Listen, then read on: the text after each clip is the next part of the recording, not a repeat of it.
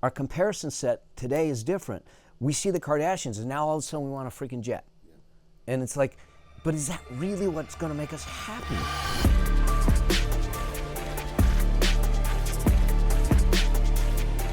Welcome back to the Dark Work Podcast. I'm your host, Anthony Trucks, and I'm excited today to bring to you Mel Abraham. Now, Mel's a friend of mine, a decade plus now.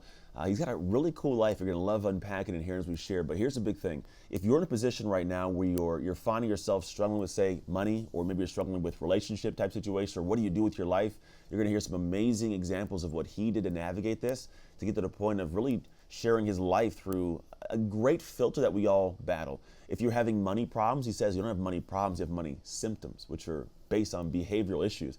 You're going to love that conversation and kind of having a chance to look at yourself and mirror that. But one of the things I also love about our conversation is the focus on his cancer, his issues with his kid, his marriage, all these things, his career, and a realization that a lot of the things we are given as issues in life, and I say given as issues, they're not problems that happen because we did something, but because we're meant to do something. Which is a real good reframe that I think we all need to take into account sometimes. So as you get into this episode today, be prepared to see his own dark work experience and what it did for his life as young as, coming fresh out of college, all the way through to where he's at in his life now. If you can see that through line, you'll understand how you can take these nuggets of information and apply them to your life to create something amazing as well. So without further ado, let's get into the episode. Hey, welcome back to the Dark Work Podcast. Well, welcome into the show. We have today a good friend, not even a great friend, we've known for ever since I entered this industry. I've known this individual. Humongous hearts, great person. You're going to find out a lot more about them from their own mouth. But without further ado, I want to welcome my friend, genuine friend, Mel Abraham. How you doing, man? Oh, Anthony, man, I'm doing great. It's so good to be here and see crazy, what right? you're doing. It is nuts, like this little studio. I said, Oh my God. Yeah, it's kind of a cool spot. So you guys don't know this as much, but me and Mike, when I first got into this thing, I was just a guy in a seat at an event, and Mel has served individual, runs these events for many, many years. And so I was a guy that just showed up, and I don't know if you noticed, I had these weird cream cargo shorts and a Superman shirt. I didn't see that. Yeah, I got the pictures, man. I was like the only big black guy running around there with cargo shorts and a Superman t-shirt. Hey, we got to start somewhere. But today I really want to dive into what allowed both of us to get where we're at here. I really want to find the parts that give these people that are watching the sense of understanding what a dark work is. Yeah. The real purpose of this show, in my opinion, is to have people understand the benefit of a dark work experience. Yeah. What you go through that rewires you through hardships, positives, like at a neurological level, a psychological level, to be who you are, so you show up and you can accomplish what it is. Because everybody needs to go through a dark work experience. We've already gone through some, but most people just do it haphazardly. I think majority of us do haphazard, but if you do it intentionally, I think there's a whole lot of beauty behind it. And we'll get into your book, which definitely was a dark work experience for you to get that done. Oh yeah. But we always start the show with kind of framing up your awesomeness, right? And what you see as some of the most beautiful parts of your life. So we actually, before we got on the recording and started hitting, record on this, we were in I guess you'd call it the lobby chatting about this. I think it's a great way to go in. Would you mind sharing with the people, what is your life like now? What are you doing? Because I want people to follow and pay attention to folks that are living in a way that they may aspire to, or at least admire the people's lives. God, I mean, I'll be the first one to say I feel completely blessed this life. I got trained as an accountant, and so you're going to school, going to be an accountant. There was no way that I imagined that my life would be where it is today. Yeah, I mean, I live in a beautiful home right on the water with a beautiful wife. If anyone ever questioned whether I can sell, just take a look at my wife. Yeah, right. Yeah, yeah. It's way above my weight class. It's like, oh my God. But I get a chance today to decide. It's what I call a get-to life. Mm-hmm. I get to decide how I want to live my life, how I want to spend my time, how I want to spend the moments of my life, because I did some work in the past, because I was open to opportunities, but I was also willing to run the miles. Yeah. And so I get a chance to serve people. I get a chance to help people. My primary focus these days is helping people build their business, but more importantly, build their wealth so it builds their life. Not separating, we can have wealth, that's fine. We can have wealth in the sense of big bank accounts, but I know so many people that have big bank accounts, but they live bankrupt lives. Yeah, I know them too, man. And it just, It's crazy. And they wonder, from the outside they look really good. They got the jets, they got the cars, Everybody they got wants to be them, Yeah. And everyone wants to be them. But yet when you get to the inside, they're miserable. Yeah. They're miserable because their identity is wrapped up in a bank account. Their identity is wrapped up in a chase or an accomplishment and everything, and there is no richness in their life because they're not experiencing life. And I went through mine. Truth be told, I wasn't exempt from it, and there was a lot of realizations along the way to realize wealth is different than richness, and how do we make sure that we do not disconnect life from money and really build it. And I look at it and I say, I get to experience life with beautiful people doing beautiful things in beautiful places. I'm thinking it's pretty good, that's man. Pretty That's not bad at all. Yeah. It's people always ask me, like, what do you think success is? And I'm actually, in the beginning I used to think it was freedom, which is what you're expressing. You have freedom. Yeah. And I go, but people are free to choose food that'll kill them. They're free to be in jobs they hate, or free to be stuck in relationships. There's freedom. What they actually lack is control. Yeah. And so I've always found, like, once I got this realization, like, control becomes my goal. Can I control my sense of self? Can I control what I do and don't have to do? Can I make a decision that may be a hard decision to make, but I'll still make it? So I have control. And so what you're telling me, what I'm hearing, at least through my ears, is like, you have control, which is awesome. But this isn't, I'm assuming, always the case, right? We all, like you said, there's journeys and levels. Was there a time for you where, like, this lifestyle was just a dream, but not even a reality for you? If I was really honest, I'm not even sure it was a dream. I'm not sure that I actually even thought it was possible. Okay. Because I came out of school originally thinking I was going to follow the accountant's path. Yeah. It didn't take me long to realize that, nothing against accountants, but most accountants are freaking boring. What's you want them to be, though? I think you want like the pencil pushing, 4 eyes. Not to knock all the accountants in the world, because I know there's cool ones, but like in my head, I'm like, I want that person to be locked in if you're taking care of my money.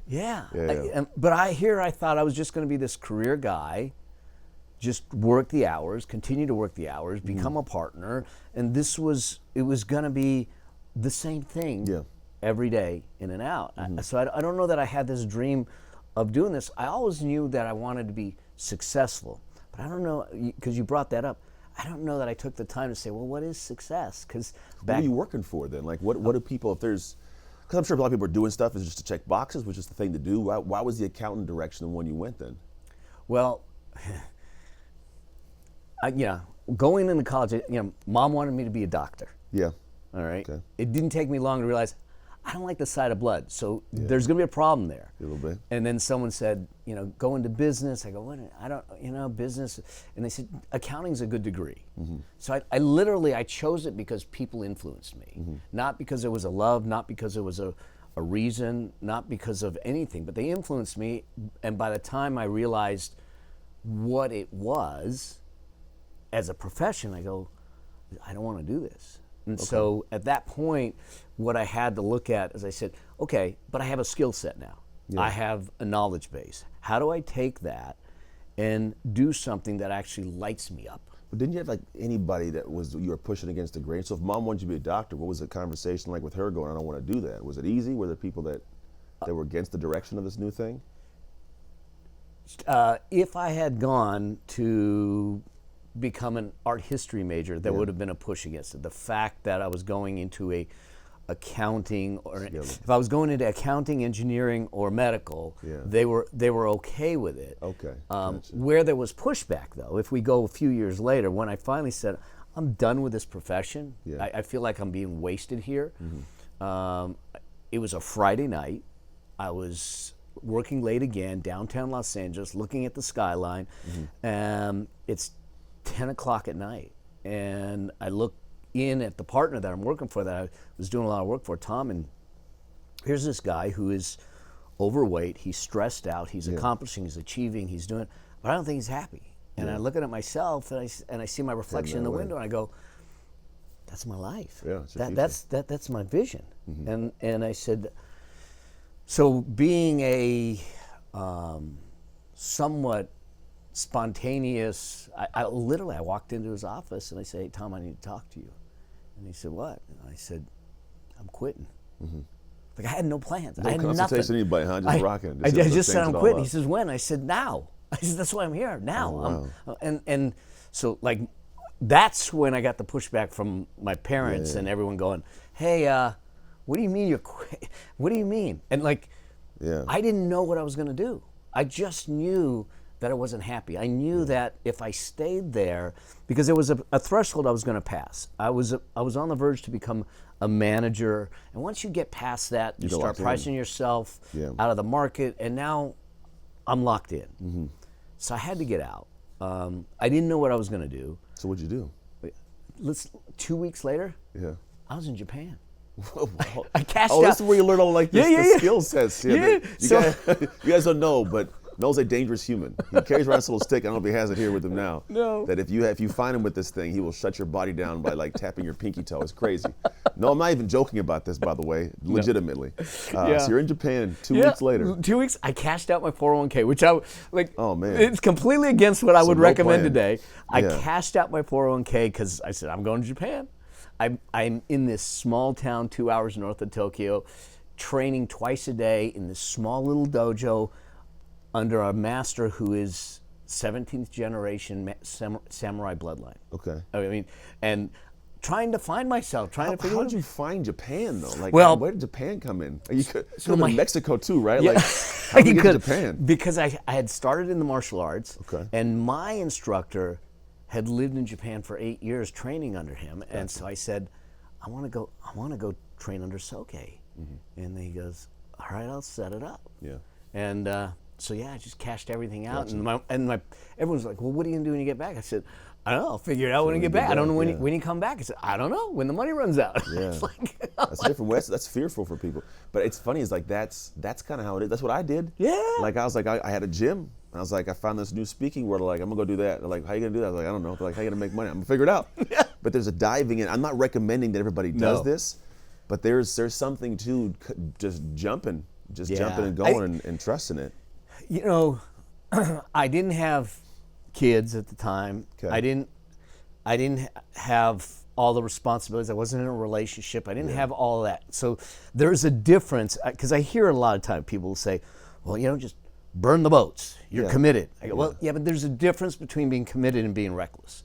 If I had kids and bills and all that, and I just up and quit, that's committed, but it's recklessly committed. Yeah, I get it. And I agree. And so I literally took off and trained twice a day, and and it was, and the training in Japan in a small little town, when I'm one of the only non-Japanese there, is a very different experience. And I should have known, because you walk up the path, his house is here, the dojo's here, and just on this side of the road is the cemetery. I'm like going, it should have given an indication what this training's going to be like. Yeah, it's crazy. So how do you? I mean, it's a story, but like there's so many people that don't have the ability. You're in a foreign country now. Yeah. You have no plan. You have no structure. People are looking at you like you're crazy, right? I think that's the journey for a lot of people. Not that definitive journey for people that are doing stuff. That it's going to be the difference in a great way. Because obviously it led you to here. We'll find out more about how it got you here. But what do you say to the person who's sitting there looking at a Bob, or Tim, looking at a Tim right now in your life, and like they're looking at? Because I've always talked about identity work that we do with dark work. It's more so wrapped in the concept that you can do a lot of habitual things. Yeah. And it can be great habits in your head. I can follow, this guy does this and he does this, and you follow this person, but you never really pay attention to who they became. And if you don't adjust the perspective, I think, or tighten the filter, you might do all the habits to become somebody you don't want to be. Yeah. So it's a journey to get there. There's something I call expectation association. Okay. Where we associate, we bring in the expectations of others. And it could be from career, it could be from degrees, it could be from siblings, parents, society, media, the expectation of what our journey is. Yeah. And the expectation for me was this path to partnership. And this isn't about how courageous I am, but I think that the tendency is, if there's this angst that's constant aching, that's tugging at you, which is what was happening to me, is like I was working hard just because that's my work ethic. Yeah. I would work late because that was my work ethic, but I wasn't happy and the thought of doing that the rest of my life and saying, well, I made a decision to get a degree, and therefore this is my sentence, just pained me. And I said, I have to find the courage, and I knew that I would get the pushback. I knew that the partner, he says, you're totally screwing up your career by doing this. You're on fast track to partnership. And my response to him, it was a flippant response, but it was real. I said, I get it. I might be doing that, but if I'm going to do it, at least I'm young enough to fix it. True. And so I think that as we go through these times, if there's going to be times you're not happy, there's going to be times but if it's this constant aching, pulling, nagging, yearning, man, I think we need to pay attention to it. I think you have to pay attention to it. And even the fact that like there's some people we'll look up to, we'll ask them questions about stuff. Like I've always been, people will consult me on questions and advice or stuff, and I go, I'm going to tell you here, like, I'm going to give you what works for me, but if you ask anybody else, they're going to tell you the best thing, and the best thing is going to be what they do. So when a person goes, fast track to this, a lot of it's just them, in my opinion, justifying their situation through you. So do this and do this because it's going to be great for you. Because if you don't go that track, I bet Tim sat back and goes, oh, am I doing the right thing too? And it's tough, but that's sometimes the reality you have to go through. So you obviously go to Japan. I'm no longer there. About 4.5 months, 5 months. That's it? Yeah. I thought you were there for a couple of years. Well, no, then I went back every year. Ah, gotcha. Okay, that makes sense. You do this, you come back, you're a stone cold killer now. What's the next progression, right? Because that doesn't translate to teaching money in the money machine. I fell back on what I knew. So I went back to a firm, but I didn't go to one of the large firms. I went to a small firm where I could decide the path that I wanted to take. Okay. So now I said, all right, while I was in Japan, I started, and I knew that my trip was coming to an end because the money was coming to an end. Yeah. So I said, okay, I got to get back to reality. How do I pay bills? What do I know? And I started to do an inventory of what are my skill sets now that I have? What are the things that I can do? And I put them in a column. What are the things I don't like to do? Put them in a column.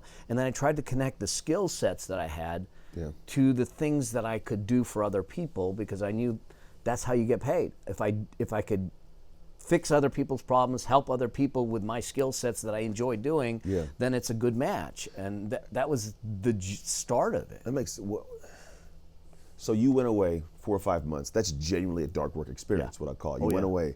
How were you different when you came back? Besides the skill set, who were you were you different as a human? Do you have a different perspective, a different sense of confidence? Because I get the idea of like I can serve people and do stuff. I think that's more of like the left brain. I want to know like the right brain, like the heart of you. Like how'd you kind of flow through the days? I found myself more at peace and calmer in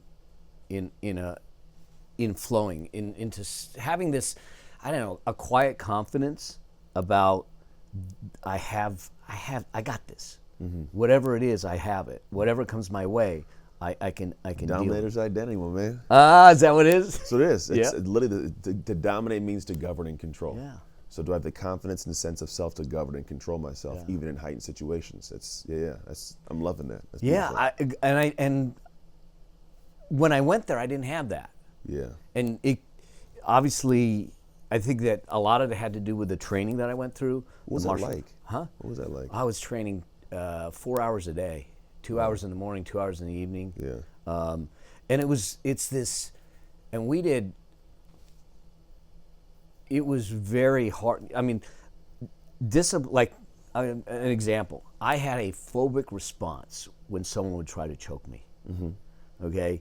And so their solution, Sensei Soke's solution was, one day I come walking in to the dojo, and he says, we work on chokes today. Oh, you could just see the sweat. I'm just, and so what does he do? He gets the biggest guy in the dojo to get on my back. Now the beautiful thing is, thank God I was in Japan, because they weren't huge. But literally, this guy chokes me out, and I'm passed out. Oh, passed out. Sensei wakes me up. Do it again. Oh. Passed out again. Yeah. Third time, passed out a third time. Yeah. I'm getting ready for the fourth time, and he whispers to me, he says, you want to keep doing this? I go, no, Sensei. He says, you got to find peace. You are fighting this, which allows them to win. Mm-hmm. He says, you need to fight your own fight. You need to find that space. And that's when I finally, I was able to just relax and say, okay, let what's going on here alone and allow me to say, where's my strength? Where can I move? And start to feel. And now I got out of the choke. Mm-hmm. But that was the transition. But the way they trained there was very, very different. It wasn't coddling at all. I mean, if we did this in the U.S., it would be abuse. Yeah. You know? He'd be shut down. Yeah. But there was things like if our stances weren't right, he would walk around with a shinai, which is a split bamboo. It's the practice swords and everything. And if our stance wasn't right, smack on the shin. Mm-hmm. You know, and then it hurts. Yeah. And so there was plenty of times where he would put us to the edge of whatever we had. We had trainings where there were a night of 1,000 kicks. Okay. Sounds fun. Yeah. I mean, until the morning. It's like, you know, and so he would put us to the edge of where we thought we had limits, and then show us that the limits aren't there. And I don't know whether it was consciously or unconsciously, but that's where I think that quiet confidence came from. And if I look back now on life, there were so many times that served me to be able to say, I got to find that space, I got to find that place again to be able to navigate this. Man, that's awesome. I get that, because I think that's the I think it's the underbelly of all the people that are confident. It's the hardships that they went through that tells you, like, oh, I survived. Yeah, I could do more, you know, and then you can take that, and I feel like you can reapply that confidence somewhere else. Yeah. So when you come back, you're like, oh, this is numbers. Ain't nobody choking me, you know. It's simple and like and affable. It's like, oh, it's, you know, loose, and it's the truth though. Yeah. It allows you to show up differently, and even when things go crazy, like around me, football was my way of doing it. But when it goes crazy around me, I can settle into, like, I'm almost more calm when heightened situations take place. Yeah. And it's not because I'm not aware of it, but it's like, oh, I've been here before. My brain goes to a place it understands, and it's like, oh, we're good here. I have a relationship with that, and if you haven't been there, it's different. And then I think what happens, because you don't know what it's going to be like, and you don't know if you trust yourself in those situations, we're afraid of entering them. I totally agree. Yeah. I mean, it's almost like other people's chaos become our peace. Yeah, it's nuts. Yeah, there's a lot of different situations. My wife and I were at one point at a Starbucks in Oakland. Just go with it. And all of a sudden, my wife notices this guy pulling out a gun out of his pocket. He's in line, 3-4 people in front of us. He's looking out the window, he's pulling a gun out. My wife sees it, and she kind of nudges me, and now I see it. And it's a gun, it's clear. It's like, you know, 7 feet in front of me. And then she's freaking out already. And then I just kind of take a look, and as I look out, I can track his eye line. It's going outside. He's looking at someone across the street breaking into a car. And then my assumption is his car, because he yells out like, hey, he just says, you know, which drew my attention. He looks, she's freaking out. I go, he's not here for us. Like, he's here for the guys. So he goes outside, and I'm like, everybody, you know, come walk around like the bend in case a bullet goes flying. We're going to be hidden by a wall at least. So I get him around the bend. I'm kind of peeking out, but she's, you know, but I'm like, not that I can handle the situation. Like, I'm not a gunsmith, right? No. But I'm like, I'm okay in this situation. I can think through this without freaking out. So I do want to dive deep into all this stuff, because I know there's a progression I want to get to of how we got to this amazing book, which we're gonna unpack this book a little bit more after the break. So yeah, let's dive in. Let's take a real quick break to hear from our sponsors. Where are you falling short of your full potential in life, and what is it costing you? See, one thing we rarely measure is the cost of our inaction. See, there's so many things set for your life that if you don't lean in and get them done, they're going to pass you by. And the truth is, it's not because you don't know what to do. It's because you are not at the level to do it. You cannot attain or sustain a vision for your life above your current identity. But what is your current identity? What should you do to make a shift in that identity? Well, the goal is you have to do the dark work, but the right dark work. To figure out where your identity is now and what dark work you must do, go to darkworkassessment.com, take the assessment, and let it clear the path for you so you can find out how to shift into your dominator's identity with a mentality of, I have done too much work in the dark to lose in the light. Darkworkassessment.com, figure out where you're at, Let's get back to the episode. All right, so we're back with Mel, and we're going to dive deeper into his story. I want to hear more about you come home and you go to this you go back to the thing that you didn't like in the first place. Yeah. Which is interesting. Like, you're not supposed to go back to your ex, Mel. No, you're not. I did that, though. And it worked out okay. It worked amazing. I love my wife. I got amazing. If you guys don't know, my wife and I were divorced for 3 years, and then we got remarried. So always time we see jokes coming out like, don't back to your ex. I'm like, I did it. It worked out. I'm going to let you guys have that conversation. So we come back, you go back to this smaller firm. You're re-engaging in something that you left in the first place. Why did you go back to that? I went back to it, but because it was a smaller firm, goes back to what you said before the break. I had control. Okay. I had the ability to decide what I was going to do, who I was going to do it for, and how I was going to do it. That makes sense. And so that was part of the negotiation with me going there. And I went to the smaller firm with the plan that I would become a partner within 12 months. Okay. And so I became a partner within 12 months, the managing partner 12 months later. So I became that controlling managing partner within 2 years. Yeah. So it allowed me to navigate and decide how I was going to run it and how I was going to do. So it gave me the control. So I wasn't on someone else's ride. Mm-hmm. And so through that is where I started to try and develop the skills, which kind of starts to bring us to where we are, because at the beginning, I'm in a small firm. No one knows me. Mm-hmm. We got projects at the big firm because of the name of the firm. Yeah. But now no one knows me. And so I'm trying to meet with people, meet with attorneys, meet with folks to send me clients, especially because what I was doing at the time was I was going to be an expert witness for financial matters. At trial, put people like the Bernie Madoffs of the world in jail and things like that. Mm-hmm. And these attorneys said, well, you don't have any experience, testifying, so we can't hire you. Yeah. And I'm like, well, I'm an accountant. I can do the math. If you don't hire me, I never get the experience. Yeah. And you're not hiring me because I haven't got the experience. So how do I, circle. So we're going back a lot of years, pre kind of internet. Mm-hmm. We didn't have the technology we have today. And so I said, well, what's the next best thing from testimony or cross-examination? So, well, speaking. So I, on a whim, just said, I'm going to start speaking, allow them to see me speak, ask questions, see me articulate answers, and see if that gets in there, bridges me across. And I did some other things with press releases and articles and stuff like that. But by and large, it was the speaking that all of a sudden they stopped asking. They all of a sudden they saw me on the stages and speaking at these conferences, and they stopped asking. Yeah. And they just presumed that I had experience. Mm-hmm.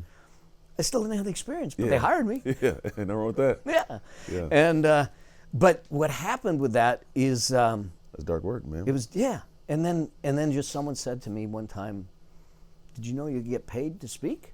And I go, "What? You get paid to speak?" Mm. And so I started to look at the speaking industry as a whole and say, there's actually a profession, there's actually an industry that allows us to do this. Not a whole lot of accountants do it, Yeah. And so I started to look at it and say, okay, I have knowledge, I have skills, but I need to develop these other skills because if I want to be a good speaker, I need to be a powerful communicator, I need to be influential, I need to think about how do I train, how do I teach, all those things. So I started to take additional courses and get involved and get coaches and really start to refine it. And a lot of my colleagues, and by that time we brought on 3 other partners into the firm. Mm-hmm. A lot of my colleagues going, what are you doing? I'm traveling all around the country speaking at conferences, but it's bringing in clients, it's building reputation, and it was increasing my value in the marketplace. Mm-hmm. But and this kind of goes full circle, because my partners were so tunnel vision about what the career was going to be like, they came to me at one point and said, you're going a different direction. This isn't what we do. Yeah. So we don't want to be partners with you anymore. Mm. Shoved me out the door. Really? Yeah. Damn. So that's gonna be fun. Oh yeah. I mean, I just bought a house, so I'm $300,000 in debt. Yeah. That was the same year I became single full-time dad with my son. He came to live with me at 5.5 years old. Yeah. And I have no clients, I got no cash flow, and I got no work backlog. Dang, it's the darkest hour, huh? Oh, it was one of the darkest hours for sure. Well, maybe I get you. We didn't go all of them. So what do you do now? So, that's a stack. That's a lot. Yeah. Yeah, that's enough to turn you into an alcoholic, I'm sure. Many people, unfortunately. And I think that there's a pattern from what I realized is that there's a moment where the shock of it freezes you. Yeah.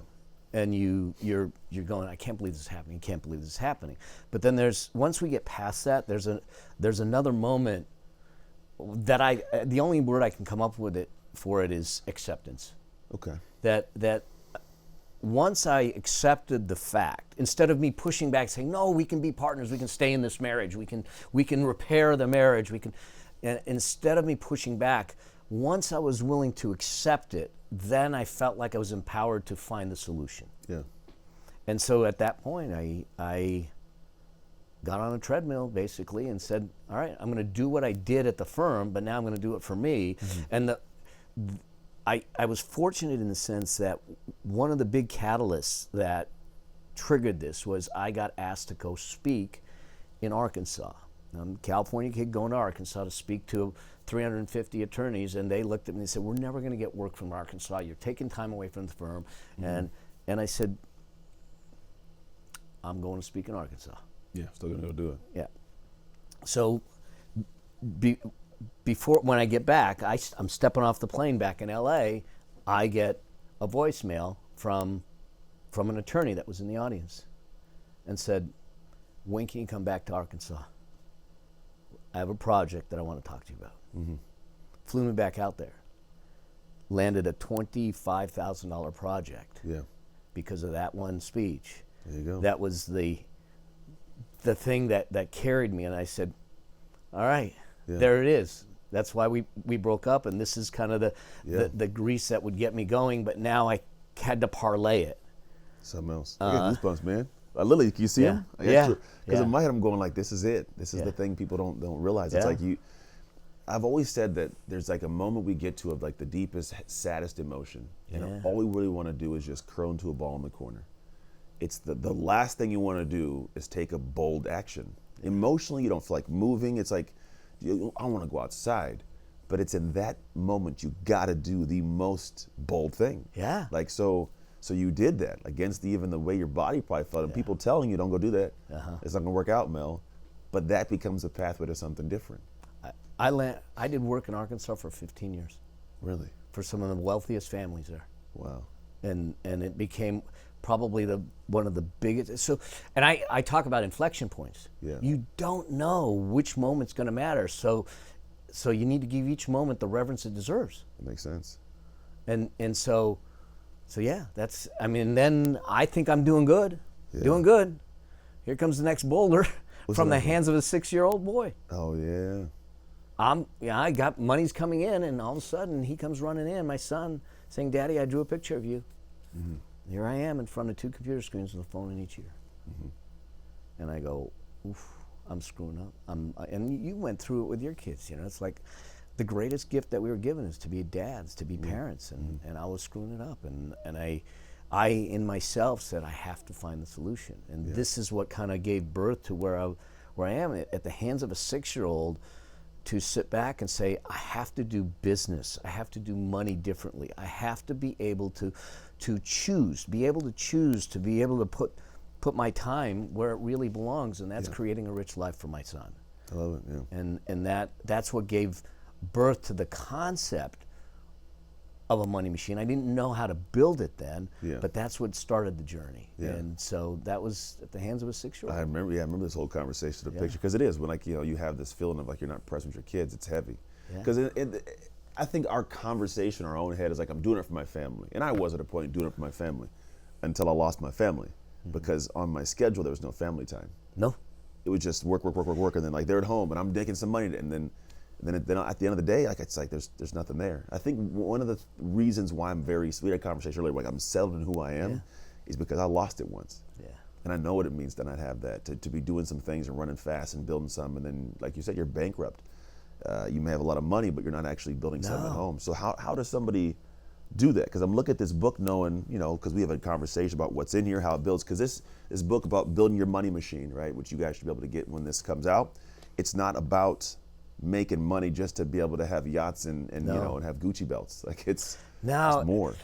It's way more, because it's money philosophy, it's life philosophy, it's money practice. It is wealth creation, it's personal finance, but it's wrapping life in it. Yeah. I don't think we can separate our money journey from our life journey. When we do, that's when we find misery. Yeah. Because we're never content, we're never grateful, we're never appreciative of what we have, and it's what's the next thing, what's the next thing, what's the next thing. Yeah. And we keep watching the zeros and the commas and all that stuff, and we're wondering, why are we not happy? Because we're not in our life. Yeah. And so how do you use money as a tool, which is all it is a tool to create richness in your life and the lives of the people you love. And that's where I wanted to go, because it's what I was able to do. Yeah.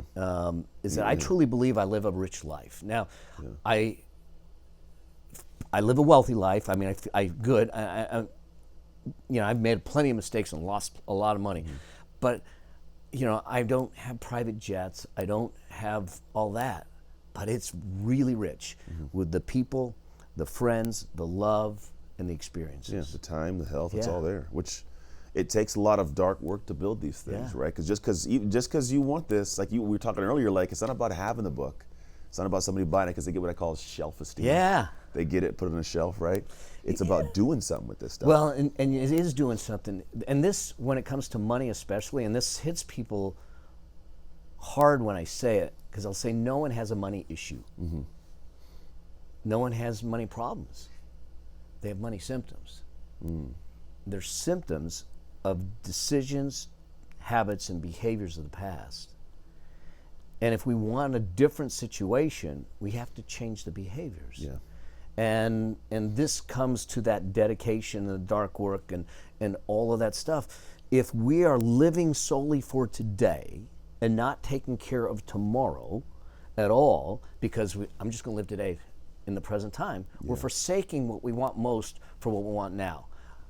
Again, influenced by social media, media marketing, all that stuff. Comparison, people. Rather than saying, what's the life I want to create? And letting that inform the choices rather than anything exterior. And so we want to build wealth. It's a behavior issue. It's not a money issue. That's it. It makes a ton of sense, dude. You're summing up how I've learned to live my life the last probably 7-8 years, because that's it. Yeah. Like I know what I want. I'll tell people I'm in season of dad right now. They go, I love this. Dad? It's just my way of going. The guiding North Star is my dad. Like I'm a dad, so I'm here now. I'm looking forward to getting home tonight, working on stuff for my son, and then tomorrow I got stuff for my son in the morning. I got stuff for my daughter. Like my oldest son, he's running right now. He's when we're recording this, he's at he's in California, SoCal, running at a school called Mount Sac for like these big meets. And like I almost went to that college. Yeah. So that's all I want to do right now. It's weird to say it, but like that's all I want to do. But in doing, like as a dad stuff, doing the things for my kids, part of that is showing that you can live a really cool life by serving people. So everything I do is still in service of my children in the same way, but that's my North Star, man. And it took a lot of loss to actually have that gained knowledge. I think that the word that comes up, and I use a lot, and I use it in the book, is I don't want to tell people not to buy, not to spend money, not to do it, but I want them to be intentional with how they spend their money, with how they spend their time. Yeah. And when you're intentional, now all of a sudden you're intentional about your relationship with your spouse, with your kids, with your society, your community, whatever it is. But now that's a life of choice because you were intentional. Yeah. Too often we leave intent behind and we're along for a ride. Yeah. Unfortunately, it's true. And that's why it's chasing the demon of money and, oh my God. And the keep up with the Joneses. I think that this is the one part that I think is not one. There's probably many. One of many parts that I think is a negative of social media, which is you're presently aware of all the things you don't have. When I was a kid growing up, I didn't know what a kid in Arkansas had. I didn't know. I knew what the kid next door had, and if I lived in this neighborhood where we didn't have much, cool. We all ain't got much, You know, think about this. I heard someone say this the other day. I don't even remember who it was, but he says when we were growing up, we would want a little nicer, bike. Yeah. That was our comparison. That was it. But our comparison set today is different. We see the Kardashians, and now all of a sudden we want a freaking jet. Yeah. And it's like, but is that really what's going to make us happy? No, usually. No. I mean, some people it is. Yeah, It's I just get a it. certain level of human, but Yeah. then if you're on your jet alone, man, it's not that great. Or if you're on your jet, you're sick or whatever it is, like it's not a good help. And when it comes down to it, I think life will slap you in the face. And it did with me in 2019. Mm-hmm. You know, that's when the power of the money machine really came clear. Because in 2019, life was good. I was with you. We were running around. We're masterminding. We're doing things, flying back, and and I get off of a private jet, a G5. Not mine. Yeah. And 2 weeks later, I'm in a hospital bed. Yeah, I remember. That's the big shift for you. Yeah, and they say, you got cancer. Yeah. And you might lose your prostate. We might have put a bag and a tube in for the kidney. And if it's bad, you're going to lose your bladder. So a whole life. It didn't matter how much money I had. It did matter how much money I had for a reason, but it didn't matter because now all of a sudden, whatever we thought, they tell us our days are numbered. Yeah. They are. They are. Really. And so our job is to live them to the fullest. And in that moment, I said, what mattered? I said, all right, I got to shut everything down, and I got to focus on this fight. I got to focus on life and everything, because I wasn't scared of the cancer. I knew that it was going to be, it can be painful and horrendous and all that. What was causing me the angst and the pain was I honestly loved life so much that I wasn't ready to let it go. And that's the thing that hurt me. Yeah. That's the thing that pained me. That's the thing that I said, my wife and everything. I joked with my wife. I said, you haven't, we were, at the time, we were married, 9 years. I said, you haven't served enough time to get out on parole. Right. So, but I knew I had to fight. Yeah. And having the money machine allowed me to say, I'm going to clear the decks. I'm going to shut everything down. I'm going to let that support me. Yeah. And I'm not talking about savings account. I'm talking about a cash flow stream that allowed me to just live our life and say, I can choose the doctors. I can fight the cancer medically, physically, psychologically, but I don't have to fight it financially. Yeah. And our life changed, but it didn't change financially. And I can't imagine what it's like to have to make a living during the day and fight for your life during the night, which I didn't have to do. And that's where I saw the importance. So at the hands of a 6-year-old, it was born. Yeah. At the hands of cancer, it showed me the importance of it. Yeah. But I was struggling. My struggle with the cancer was I was trying to figure out why. And then, I love those conversations. We had a couple of them. Yeah, we did. I was in a dark place. I was.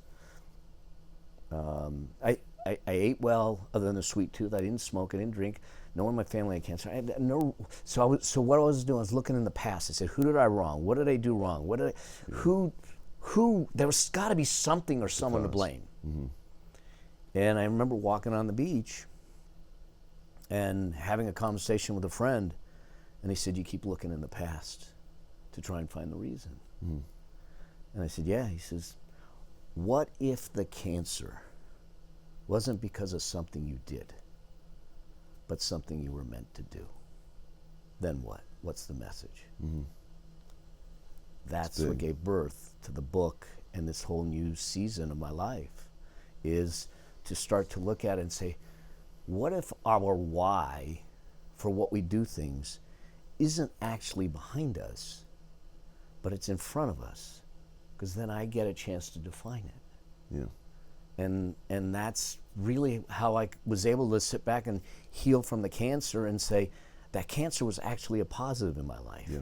It gave me a gift to say, who is Mel Abraham, and how can I put this out in the world and make sure that I have a positive, indelible impact on people's lives to serve? And what was I putting?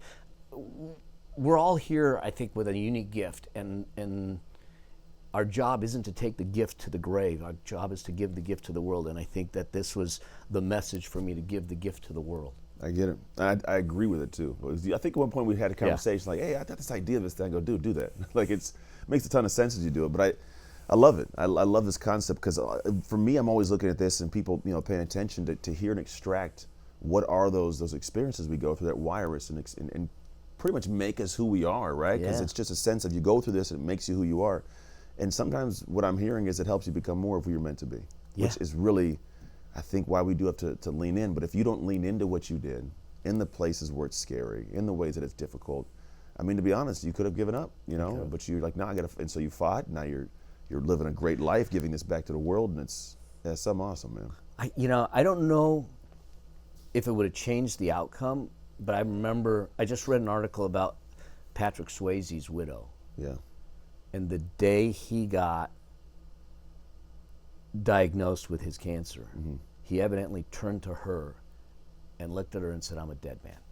Oh, man. And I go, there was no way that I was going to say that. I think that I want to believe that we have more control than we give ourselves credit for, and those words were not going to come out of my mouth. I love life. I'm going to do everything I have. I'm going to leave a mark on anyone that's trying to fight me. Yeah, I think I love you just said that word. I get them goose pimples again because I'm looking at what I've written down and I go, "You're a fighter, man." It's like we may not notice it, but I'm seeing this through line of like this situation was given to you as a way to become the reason why you do something, but you were given this opportunity of all your life leading up to things not being what you wanted to do, things falling apart, you disappearing in Japan for 4 to 5 months, then coming back, and your son, like all these things were giving you the situations that you needed to be able to have the muscle so that when this was, I say, provided to you as a situation in life, you already knew how to fight. It was already who you were wired to be. And so you came out of it the way you were probably supposed to come out of it, and then doing even more with it now to give it back to the world. So, man, I appreciate you for being Mel Abraham, showing up in the world. Where can people come and find more of Mel and this book when they want to get it? The book, they can go to yourmoneymachinebook.com. Okay. Yeah. And I'm all over the internet, Mel Abraham 9 on IG and all that stuff. To know that I'm impacting lives is the gift that the cancer has given me, and that's what I'm called to do. I love it. I always conclude with a question that I've always been worried about bringing it back over to this podcast from the previous one I did, but I'm gonna do it anyways because I like it. What promise did God or the Creator make to the world when they created you? I think that the promise they made was that there's a guy that will stand in your corner and fight for you, and try to light the way to what's possible in your life. I like it. Well done, man. I appreciate you. Love you, bro. I love you too. Genuinely. You guys got a chance to hang out with a very special human being. Here's the thing. If this episode in some way touched you, or you know someone who's going through something that they need to hear these words, share the episode with them. Hit the link, send it to them. Just let them unfold and unpack the different information, because sometimes you're too close to be able to make the impact you're supposed to make. Also, if you garnered something unique from this conversation that you believe could benefit you, do that thing. Like, you got to go and try. You got to try to do new things that don't feel comfortable, to do your own dark work to actually build into something cool. And if you are in a position going, man, this is cool, I want to create something amazing, have a cool story like Mel's, you got to go through your own dark work experience. If you go to darkwork.com, take the assessment, you'll see that it guides you down all the pathways to be able to yourself, in fact, go through a coaching process that'll deliver to you your own dominator's identity, a sense to govern and control. But last thing is, you got to go to yourmoneymachine.com, grab Mel Abraham's book, which you're going to get a chance to see into his heart, but also into his head.